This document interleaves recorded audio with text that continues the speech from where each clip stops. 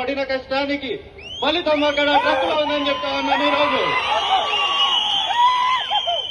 ప్రజా విద్య, ప్రజా వైద్య అంతా ప్రజల హక్కు. మీరిచ్చిన డబ్బులతోనే మీకోసం కాలేజ్ కట్టలేని ఈ ప్రభుత్వం ఒక ప్రభుత్వం అని అడుగుతున్నా.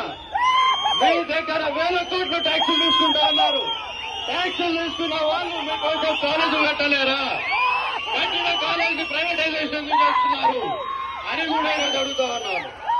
ప్రతి ఒక్క నియోజకవర్గంలో ప్రతి ఒక్కరు మద్దతు ఇచ్చినట్టు అందరూ కూడా ఏదైతే ఉద్యమాలు ఇప్పటి నుంచి జరుగుతాయో వైఎస్ఆర్సీపీ కుటుంబీకులందరూ కూడా కష్టపడాలని చెప్పి ప్రతి ఒక్కరిని కోరుకుంటా ఉన్నారు.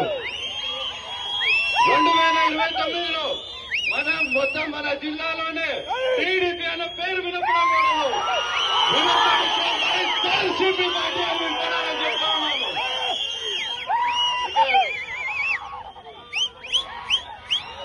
ప్రతి ఒక్కరికి నాకు ఇచ్చిన అవకాశం ఇచ్చిన ప్రతి ఒక్కరికి కూడా పెద్దలకు అందరూ కూడా చేతులెత్తి నమస్కరిస్తున్నాను. అలాగనే ఇక్కడున్న వైఎస్ఆర్ కుటుంబీకులందరికీ కూడా